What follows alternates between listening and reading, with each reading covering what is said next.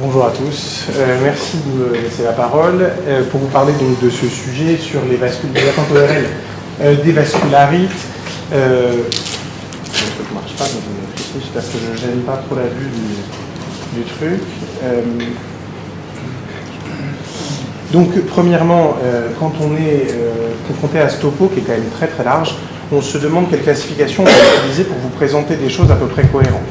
Moi, j'ai choisi de vous présenter pathologie par pathologie les différentes atteintes plutôt que de faire par appareil, nez, gorge ou oreille, ce qui aurait été peut-être un peu flou pour vous. Alors, je n'avais pas la notion qu'il n'y ait que les vascularites liées aux encas à traiter, donc je vais vous parler pendant une petite diapo de l'artérite gigantocellulaire parce qu'on peut être parfois, nous, ORL, amenés à en faire le diagnostic. On parlera bien sûr beaucoup de la granulomatose avec polyangéite, la granulomatose avec éosinophilie et polyangéite, un mot sur le Cogan et un mot sur le BC. En gros, l'artérite gigantocellulaire, pour nous, elle entre dans notre domaine de compétences parce que les patients viennent nous consulter pour des céphalées, surtout à la consultation de sinusologie, où moi je travaille, parce que les céphalées, elles sont souvent étiquetées par le médecin généraliste sinusite, ce qui fait que à l'interrogatoire, il faudra bien faire la différence sur la topographie des douleurs, où est-ce qu'elles sont situées. Les sinus, ça donne des douleurs faciales et des douleurs en haut du crâne, ça ne donne pas de douleur sur le scalp spécifiquement, et donc il faudra rechercher le fameux signe du peigne, le signe de l'oreiller. Et puis, on a un autre motif de consultation, c'est les claudications intermittentes de la mâchoire. Alors, elles arrivent chez nous ou chez les chirurgiens maxillofaciaux. C'est ces patients qui se plaignent lors de l'alimentation d'une douleur au niveau de la mâchoire. On nous les adresse parfois pour des arthrites ou des arthroses de l'articulation temporomandibulaire. En fait, il s'agit d'une claudication intermittente qu'on retrouve puisque la douleur, tout comme dans la claudication intermittente à la marche, survient au bout d'un certain temps de mastication. Et puis parfois, on est confronté à des ulcérations qui nous sont adressées un peu sur le mode de l'urgence. Ces ulcérations, elles vont intéresser parfois les muqueuses, comme la langue, parfois la peau du scalp, parfois la peau de la face. Et pour nous, c'est très important de les diagnostiquer. La photo ne rentre pas très bien sur l'écran, mais je sais pas si ce côté-là va finir par marcher. Voilà. On voit ici, sur le bord latéral de la langue, on devine une ulcération blanchâtre qui est étendue. Surtout, elle a un critère qui est très important pour nous. Elle est hyper douloureuse, alors que les ulcérations qui sont liées au cancer, parce que le plus souvent, les ulcérations comme ça qu'on a en otorhinolaryngologie sont des cancers de la langue, eh bien, sont assez peu douloureuses. Il y a une autre chose qui va changer, c'est le terrain. Les patients qui présentent une tumeur agressive de la langue ont en général un terrain alcoolo-tabagique, alors que les patients qui présentent une artérite gigantocellulaire, on a dit Norton, ont un terrain sans intoxication notable. Une des grosses pathologies responsables d'atteinte ORL, c'est bien sûr la granulomatose avec polyangéite ou ex-maladie de Wegener. Les atteintes ORL sont très variées et très fréquentes puisqu'on les retrouve chez 80 à 90% des patients qui présentent une maladie de Wegener. On aura des atteintes otologiques, des atteintes qui vont siéger donc au niveau de l'oreille. On aura aussi des atteintes nasosinusiennes. Ici, vous avez cette image qui vous montre bien les cavités nasales et les sinus, notamment leur situation. Les sinus frontaux au-dessus des yeux, les sinus maxillaires en arrière des joues et en dessous des yeux. Et enfin, les atteintes cervico-faciales. Par cervico-facial, on comprend en ORL les atteintes du larynx, du pharynx. Donc le larynx, c'est l'organe de la phonation.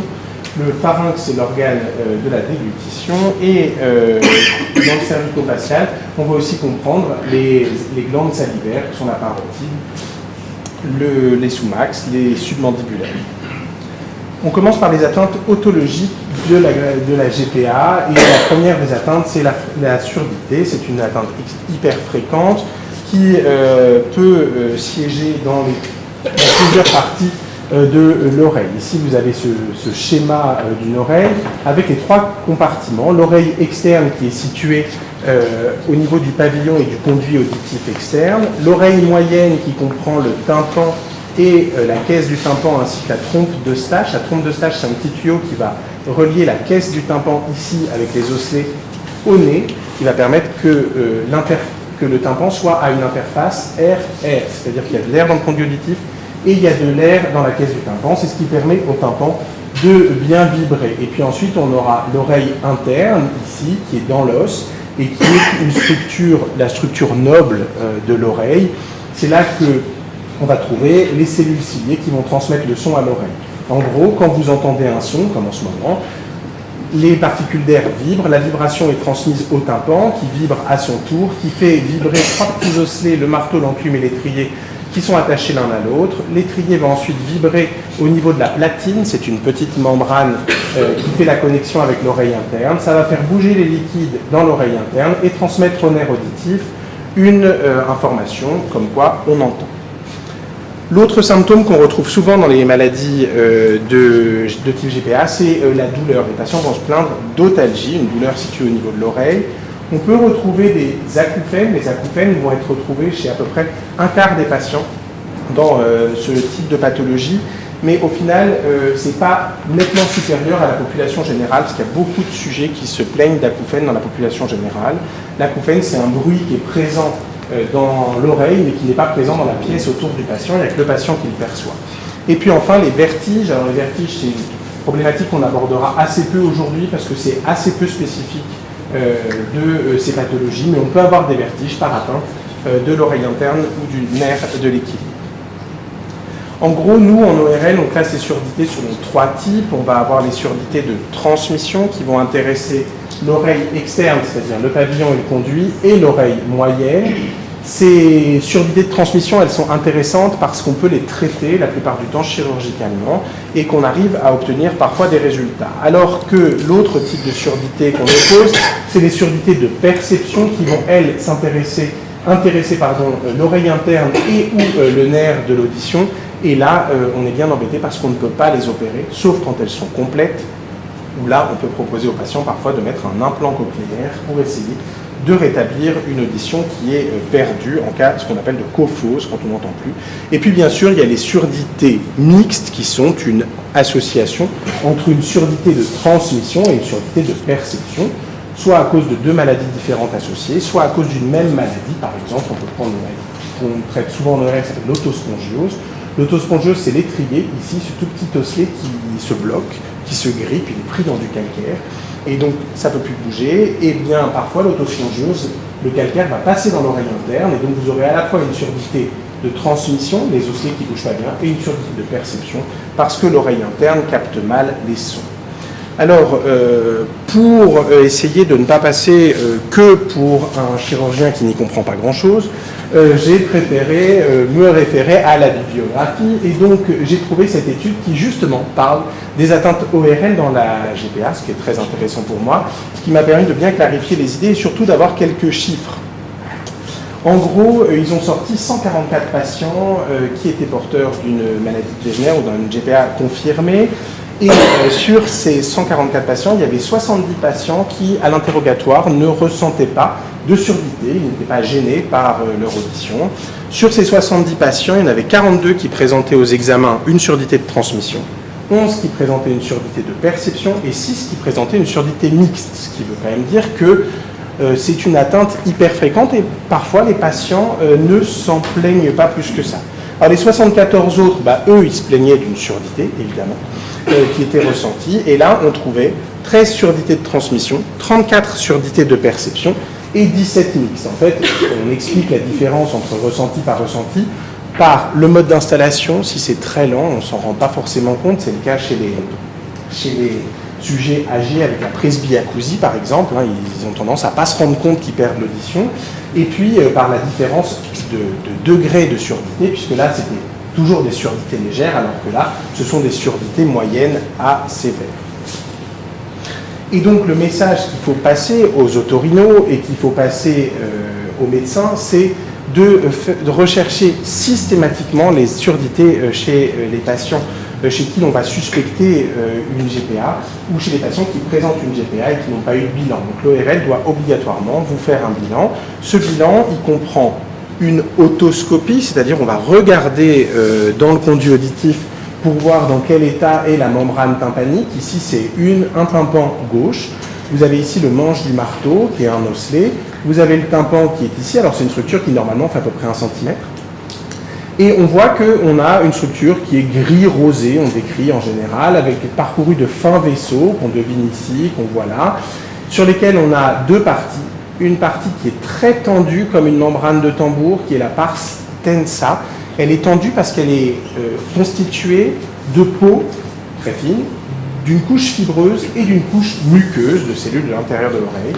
Et c'est elle qui va donner la résistance au tympan pour éviter les déformations, les déchirures et autres.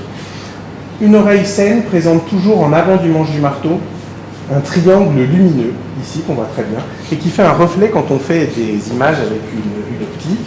Et puis ici, on a une toute petite partie qui est beaucoup moins bien visible, qui s'appelle la pars flaccida. Flacide, ça veut dire molle, et dans cette partie du tympan, il n'y a pas de couche fibreuse, et c'est une partie à laquelle il faudra être hyper vigilant, parce que dans les pathologies de l'oreille chroniques, dans les otites chroniques, on a souvent une caisse du tympan qui ventile pas bien. Il n'y a pas beaucoup d'air dedans, et du coup le tympan est aspiré vers l'intérieur. Et c'est cette partie-là qui va être aspirée, cette petite partie, et qui va venir passer comme un doigt de gant, s'invaginer dans la caisse du tympan. Et quand elle s'invagine dans la caisse du tympan, on a de la peau qui rentre dans le tympan et ça peut donner des cholestéatomes qui sont des lésions hyper embêtantes à traiter. Il faut les opérer, ça récidive, etc. Donc, bien penser à faire une otoscopie. Et une otoscopie, ça se fait avec des endoscopes, ça se fait plus comme ça, là, dans un coin avec un petit otoscope.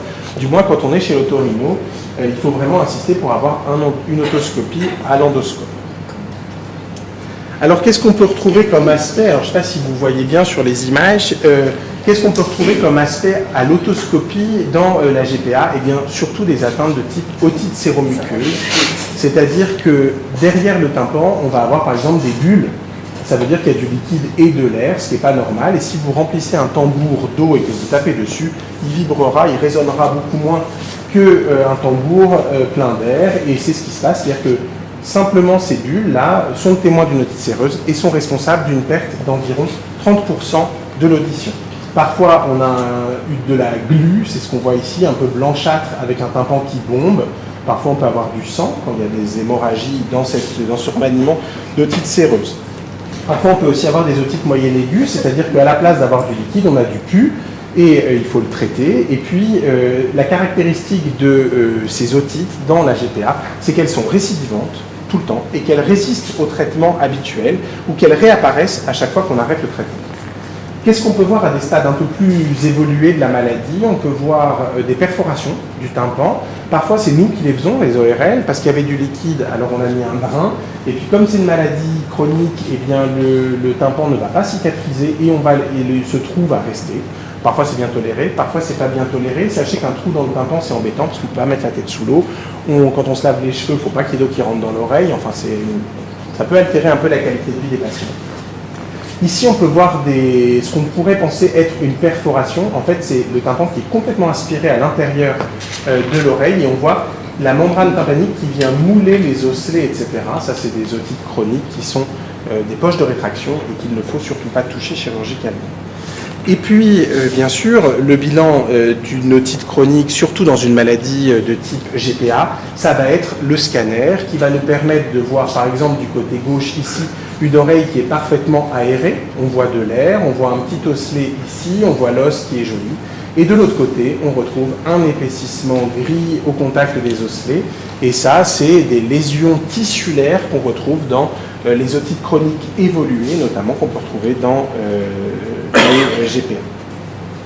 L'autre examen fondamental, c'est l'audiogramme. L'audiogramme, c'est de faire écouter des sons aux patients, c'est ce qu'on appelle l'audiométrie tonale. On fait aussi écouter des mots et on les fait répéter. Donc le patient, il entend une liste de mots et il doit les répéter, ce qui nous permet d'évaluer son intelligibilité, c'est comment est-ce qu'il comprend les informations. Et puis, on peut faire une impédancemétrie, mais ça, c'est pas trop à l'ordre du jour pour la GPA.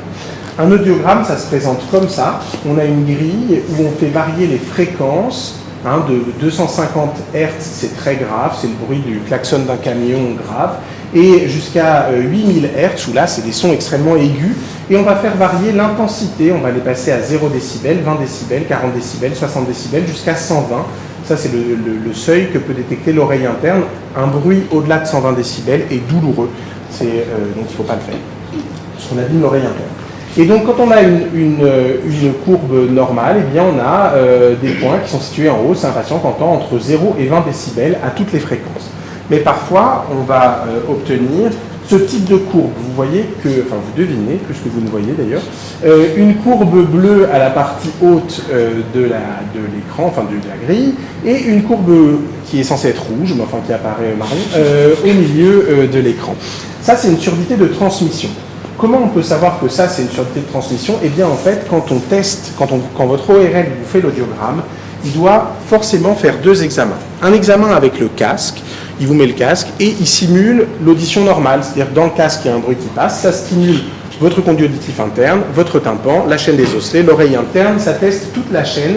C'est ce qu'on appelle la conduction aérienne et c'est ce qui se passe en ce moment, quand vous m'écoutez. Et puis, on va faire un autre examen, c'est la conduction osseuse. On vous met un petit vibrateur sur la mastoïde, sur l'os qui est derrière l'oreille, à travers la peau, je vous rassure, hein, on ne pique rien, c'est juste posé. Et le son va passer à travers l'os jusqu'à l'oreille interne en ne stimulant pas l'oreille moyenne, en ne stimulant pas le tympan, en ne stimulant pas les osselets. Ce qui fait que si vous entendez bien avec l'oreille interne, mais que vous n'entendez pas par la conduction aérienne, c'est que le problème, il est soit dans le conduit, peut-être un bouchon de cérumen, soit sur le tympan, soit sur les osselets. A l'inverse, quand on a une surdité de perception, quand c'est l'oreille interne qui est abaissée, eh bien les deux courbes sont collées. Quand on a une surdité mixte, on a les deux courbes qui sont abaissées, mais il y a un espace entre les deux. Voilà comment nous, on peut faire la part des choses entre une surdité de perception, de transmission et une surdité mixte. Ça, c'était la partie oreille, et c'est celle sur laquelle je suis le moins à l'aise, parce que des oreilles, j'en vois pas beaucoup. Moi, je m'occupe surtout, comme on vous l'a dit, des pathologies nasocynghiennes. Alors, les pathologies nasocynghiennes, c'est les plus fréquentes des atteintes ORL des GPA, et elles sont retrouvées dans quasiment 78% des patients de l'étude que je vous ai montrée tout à l'heure. Et on va retrouver des épistaxis, c'est-à-dire des saignements de nez, des rhinites croûteuses qu'on aura du mal à traiter, c'est-à-dire qu'à l'entrée du nez, il y aura beaucoup de croûtes, puis ces croûtes, on va avoir du mal à les faire partir et elles vont s'arracher, ça va saigner. Et on peut aussi avoir des sinusites. Alors, comment on fait le diagnostic? Nous, à l'interrogatoire, eh bien, on utilise l'acronyme ADOR. Celui-là, il est facile à retenir, parce que moi, j'adore la rhinologie, mais tu adores la rhinologie aussi. Et donc, le score ADOR, c'est anosmie, douleur, obstruction, rhinorrhée, éternuement, saignement. C'est-à-dire, on va rechercher des troubles de l'odorat. Est-ce que le patient sent bien les odeurs? Est-ce qu'il les sent mal ou pas du tout? On va rechercher des douleurs localisées au niveau de la face ou de la tête. On va rechercher une obstruction nasale, c'est-à-dire est-ce que vous avez le nez bouché? Et si vous avez le nez bouché, est-ce que c'est à droite? Est-ce que c'est à gauche? Est-ce que c'est un coup à droite, un coup à gauche? Est-ce que c'est le matin, le soir, la nuit? Est-ce que ça vous empêche de vivre? On va ensuite rechercher une rhinorrhée, c'est-à-dire un écoulement nasal. Est-ce que vous avez le nez qui coule? Est-ce que ça coule clair? Est-ce que ça coule sale? Et puis, on va rechercher des éternuements et enfin, les fameux saignements. Est-ce qu'ils sont unilatéraux, bilatéraux, fréquents et est-ce qu'il y a déjà eu des traitements de fait? Ensuite, il faut penser à rechercher systématiquement des signes généraux.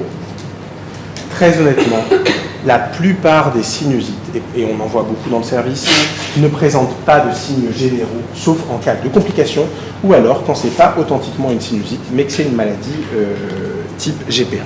Et puis, on va faire un examen physique, et là, on ressort notre kit d'endoscopie, et puis on va pouvoir, comme ça, explorer. On voit qu'on a une bonne qualité de vision, normalement. Ici, on voit l'ouverture du sinus sphénoïdal. Ici, on va aller voir le cornet moyen. Ici, l'ethmoïde. Donc, vous voyez qu'on peut tout à fait explorer à la consultation, sans anesthésie préalable, les fosses nasales du patient. Ça, c'était un cas relativement normal. Et puis, alors j'avoue que les photos sont déjà pas belles, mais alors là, franchement, on bat des records. Dans une GPA, on aura des ulcérations, des croûtes, ces ulcérations et ces croûtes vont aller jusqu'à la perforation de cloison. Ici, on a le cornet inférieur et là, la cloison. Et vous voyez qu'il y a un trou dedans. Là aussi, il y a un trou dans la cloison. Là aussi, on voit sur ce scanner, ça c'est l'orbite du côté droit, l'orbite du côté gauche, et puis la cloison nasale, on voit que normalement c'est un mur maître qui est continu, et bien là, le mur maître est interrompu, il y a un gros trou à l'intérieur. C'est à cause des problèmes de vascularisation du nez, quand il y a des croûtes, les croûtes s'arrachent, la muqueuse est abîmée, et puis le cartilage finit par souffrir et par disparaître. Et ça peut avoir des conséquences importantes sur la ventilation du malade. Alors habituellement, Une perforation de cloison, c'est pas très gênant, ça peut donner l'impression de nez bouché, ça peut. Bravo, merci. Ça peut aussi générer des saignements, et enfin, ça peut être responsable de l'effondrement du nez, puisque je vous dis, la cloison, c'est ce qui soutient le nez. Donc quand le mur mètre d'une maison est abîmé et troué, quand vous faites une fenêtre dans un mur mètre sans mettre de poutre, eh bien vous obtenez ce genre de dégâts avec des cas qui sont difficiles à réparer quand c'est des maladies type GPA, parce que mettre des greffons cartilagineux sur des sujets qui sont à risque de faire des nouvelles poussées, c'est difficile. Voilà une petite illustration de ce que c'est qu'une perforation de cloison. Normalement, il y en a pas. Alors, qu'est-ce qu'on va avoir d'autre comme symptômes? On peut avoir d'authentiques sinusites. Alors, nous, une sinusite, on apprend aux étudiants qui passent en service que c'est une FORD, c'est fièvre, obstruction, rhinorrhée, douleur. C'est comme ça qu'on caractérise une sinusite. Sauf que dans la GPA, la sinusite, elle est souvent associée à de la fièvre, souvent à des signes généraux, comme je vous l'ai dit. Et à l'endoscopie, on aura une authentique atteinte avec du pus qui sort. Vous voyez, là, ça, c'est le cornet moyen, il faut me prendre sur parole. Et on voit derrière ce mur, il y a le sinus maxillaire, et on voit du pus qui vient du méa moyen, ça signe l'atteinte sinusienne. Mais elles ont toujours quasiment une histoire un peu atypique, ces sinusites. C'est pas la sinusite de monsieur et madame tout le monde. Et on a des sonnettes d'alarme. Comme je vous le disais, souvent il y a de la fièvre. Souvent il y a une CRP élevée, alors que dans les sinusites non compliquées, il n'y a jamais de CRP élevée. La CRP, c'est la protéine de l'inflammation qu'on dose sur le bilan sanguin. Et puis ils vont arriver avec ce que nous on qualifierait de signes de complication, c'est-à-dire que le patient arrive d'emblée avec une atteinte sinusienne, il y a du pus, mais il y a aussi des organes qui sont autour des sinus qui sont atteints. Alors ça peut être l'œil, c'est souvent parce que les sinus ils entourent l'œil, le sinus frontal, l'ethmoïde, le maxillaire, et donc vous allez voir un œil comme ça avec la conjonctive qui est toute rouge, toute gonflée, c'est ce qu'on appelle un chémosis. Parfois le patient il va avoir une diplopie, il va voir double, alors qu'il n'y a pas de raison quand on a une sinusite de voir double. Et puis l'histoire elle est atypique. Le patient il vient vous voir, il vous dit écoutez j'en peux plus, je suis sous antibiotiques tous les 15 jours depuis des semaines, chaque fois que j'arrête les antibiotiques et la cortisone, parce que les ORL aiment beaucoup prescrire de la cortisone, chaque fois que j'arrête les antibiotiques et la cortisone, eh bien ça revient, j'ai l'œil qui gonfle, le nez qui se bouche, le pus qui coule. Ou alors, ils auront des histoires atypiques parce qu'ils vont associer une maladie sinus à une maladie d'oreille. Ça doit toujours nous mettre la puce à l'oreille, justement. C'est que, normalement, une atteinte sinusienne ne doit pas se compliquer d'une atteinte auditive. Donc, les autres atteintes, ce seront les atteintes cervico-faciales, avec les plus fréquentes des atteintes cervico-faciales qui vont être situées au niveau du larynx. Le larynx, c'est cet ensemble de cartilage ici, avec la pomme d'Adam, qui est le cartilage thyroïde, et le larynx, c'est là où il y a les cordes vocales, c'est grâce au larynx que je peux vous parler aujourd'hui. Qu'est-ce qu'on peut avoir comme autre atteinte? Des atteintes au niveau du pharynx, c'est la bouche et la partie postérieure de la bouche, que nous on appelle l'oropharynx. Et puis, on peut avoir aussi des atteintes au niveau des glandes salivaires. Les glandes salivaires sont les glandes qui vont produire la salive. On peut avoir la glande parotide qui est ici, à l'angle de la mâchoire en avant de l'oreille, la sous-max qui est ici sous la mandibule et la sublinguale qui est en dessous de la langue. Quand vous levez la langue au plafond, on voit le petit canal qui sort à cet endroit. Comment c'est en vrai un larynx? Alors, il y a une petite image verte au début, mais après ça s'arrange. Quand on fait une endoscopie pour voir le larynx, on voit l'épiglotte ici. On voit les cartilages arythénoïdes en arrière, on voit les cordes vocales qui sont ces traits blancs et le passage de l'air. Et puis quand on passe les cordes vocales, on va arriver dans la trachée. Et ici vous avez la trachée qui apparaît bien ici. Et en bas on aura la carène, la division avec les bronches souches. Et là on voit que c'est quelqu'un qui n'a pas de pathologie muqueuse, la muqueuse est jolie. En revanche, pour ceux qui veulent le diagnostic, c'est un enfant, c'est un larynx d'enfant, qui présentait une diplégie laryngée, c'est-à-dire que ses cordes vocales ne bougeaient pas, et c'est ce qu'on voit voir très bien ici, c'est-à-dire que quand l'enfant expire, le larynx, vous voyez, il bascule, mais les cordes vocales, elles ne s'ouvrent pas, alors que normalement, le V doit s'ouvrir pour que l'air passe à l'inspiration et à l'expiration. Donc ça, c'était pour vous montrer ce que c'est qu'un larynx normal. Et puis, les principales atteintes de la GPA, c'est les sténoses sous-glottiques. Ici, vous avez une corde vocale, là, l'autre corde vocale.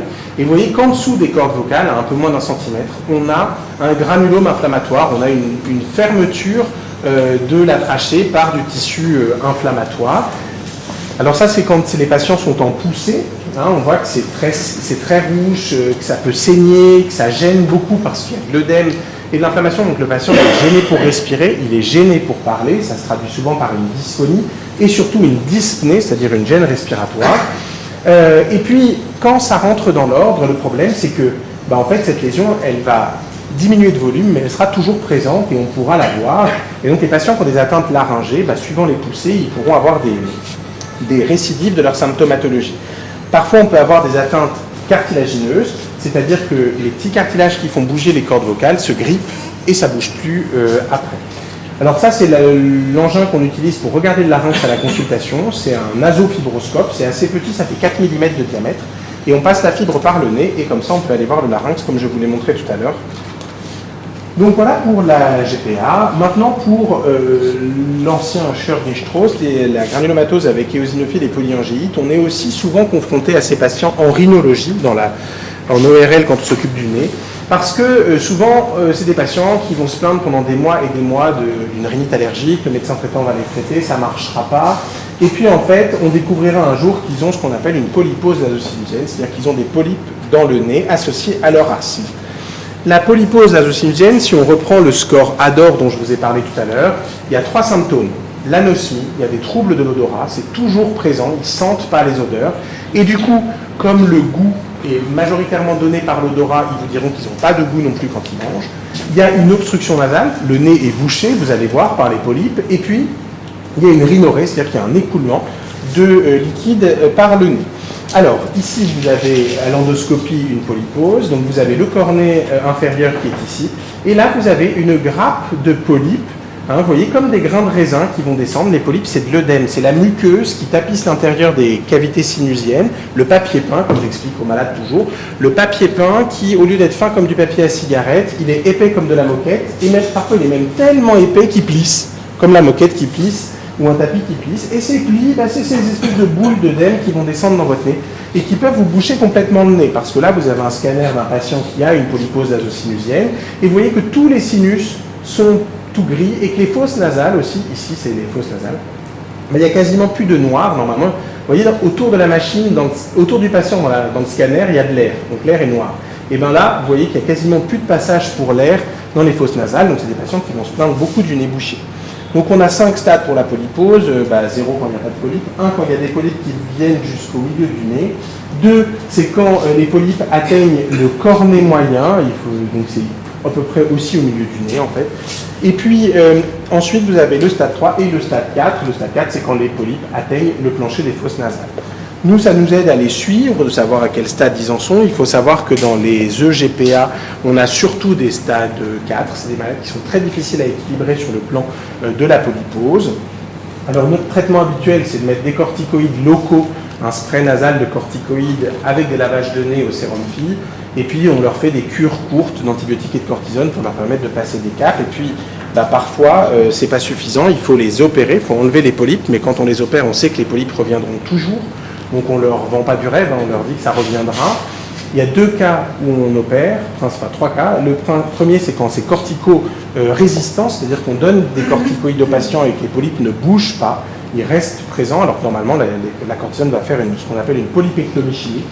On a la polypose cortico-dépendante, c'est-à-dire que là, il faut qu'ils prennent de la cortisone tout le temps parce que sinon ils n'arrivent pas à respirer.